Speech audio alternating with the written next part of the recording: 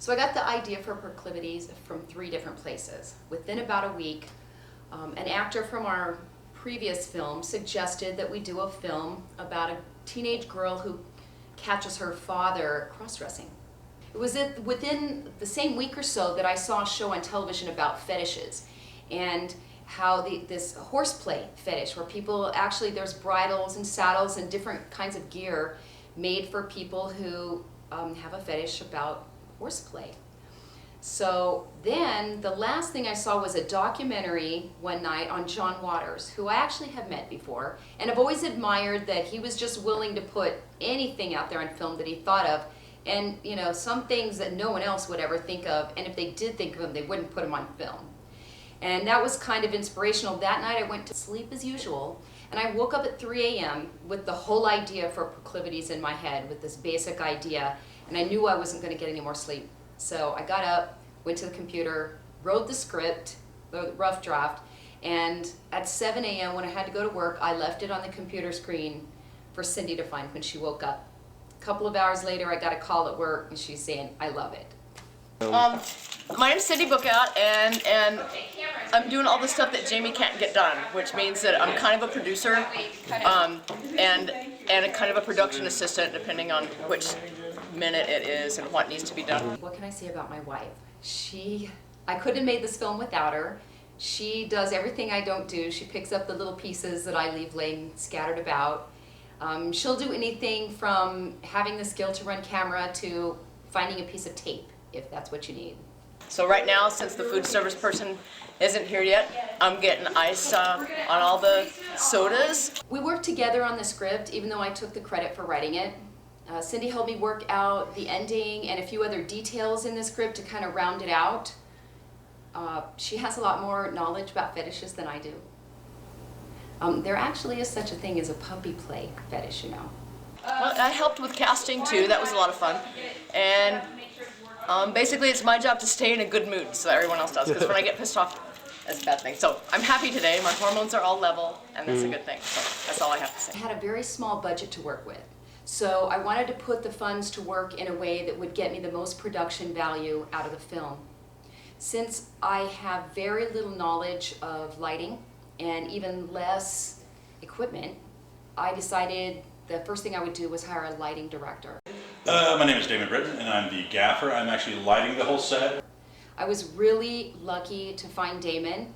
He's a professional. He's worked on some large productions for film studios, and he was willing to do it for far less than he's worth, and he brought his own equipment too. I was a crew member in the film business for years, and then started my own business, went to school for editing. I worked for PBS as a cameraman and editor for 2 years, and then did some work for Universal. Quite a bit of other things, so just you name it, I think I've done it. So. I teach video production in high school, so I got 4 of my top students to come and help me with the film. I had trained them all on camera, and they knew how to follow my directions, and they know what I expect. Zach actually won a couple of contests with the short film that he made in my class, and Jonathan has been in my class for 3 years. He's done so many films. He's a very talented student all the way around.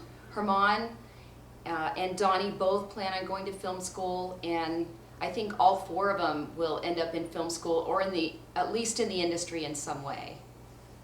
They're all very talented. At 6 in the morning, I haven't eaten all day, ready to have fun. I did the same thing this guy did. Woke up early and I'm ready for action. It's a really good experience for the future. It'll help me. This is insanity, man, but it's so much fun. I knew when I sat writing that script that I wanted Josh to play the part of Rex. He was a former student and in my production class, and he was always the one on camera that wasn't afraid to make a fool of himself or to do something really crazy on camera. And he pulled it off in a way that it was just endearing. So I hoped that he would do this part. I knew it was kind of an odd little part for him to play, and so I wrote the part for him, even though I knew it would bring in some other complications. I had to find someone to play Bob that was tall, because Josh is 6'3", and also it made for some discomfort on his part too, but he was really a good sport about it all. Well, I've never had my makeup done before, so that was interesting. I feel a little pretty right now. We held auditions to cast the part of Bob, and we had 6 or 7 guys audition for the part. And Greg, we just liked him right away. He had that guy next door look that we wanted, and we liked his voice. And we had a comfort level with him right away, and we knew he'd get along well with the other actors and the crew. Well, I'm excited about it. I've not worked with a lot of students before, so that ought to be a lot of fun. In the movie, I'm playing Bob, the father.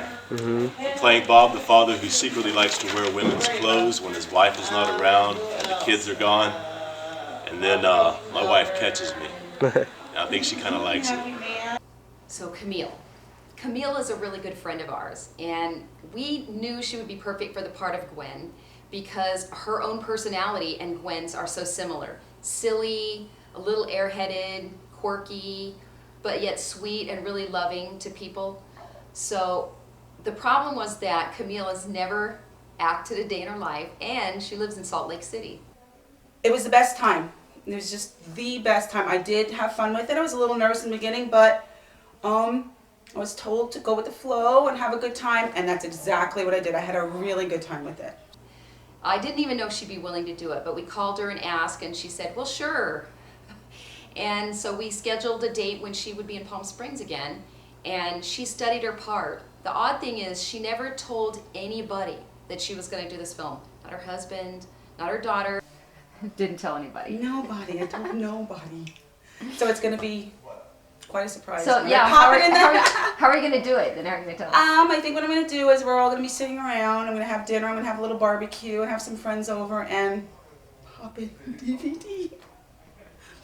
And as I sit here filming this now, as far as I know, she still hasn't told anybody that while she was in Palm Springs last spring, she was in a film. That's Camille. I have too much to do today, son. Bob, can't you pay him a little bit of attention? Cut. What? Not till he leaves the room.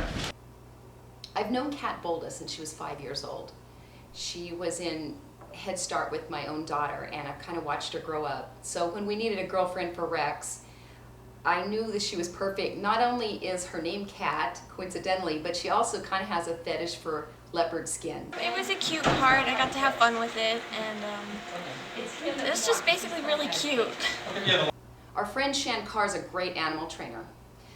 By trade, she's a comedian, but she has spent a lot of time training her dog Boris, and so we knew Boris would be the perfect dog for the part, and he was. Shan was generous enough to give us her and Boris's time for the day. It was really friendly. We had scheduled 2 scenes that were in the park. There's 2 scenes in the park. When we went out to film the first scene, Boris just would not play. He wouldn't take the Frisbee. He wouldn't warm up to Josh. Not only that, but he seemed to intentionally snub Josh and turn his nose up at any kind of play. So when it was time for the second scene, Josh went off to change his clothes, and while he was gone, Boris took a big poo. And I guess that's all Boris needed, because after that, Boris was a different dog. He wanted to play Frisbee, he would run around with Josh, he warmed right up to him. That first day in the park was kind of a sad day anyway for Rex. His dad won't play with him, his friends won't come out, they're all going to the mall. And he, of course, after the park discovers that his father's a cross-dresser, so it's really not a good day for him. And so the fact that Boris wouldn't play with him really only added to the script. And at first I thought, well, I don't know how this is going to play, but later when I thought about it, I thought, you know, I couldn't have written that in the script any better. I just have to personally thank Lynn Langham. She probably spent as much time on this film as I did. Having an original score was just a godsend.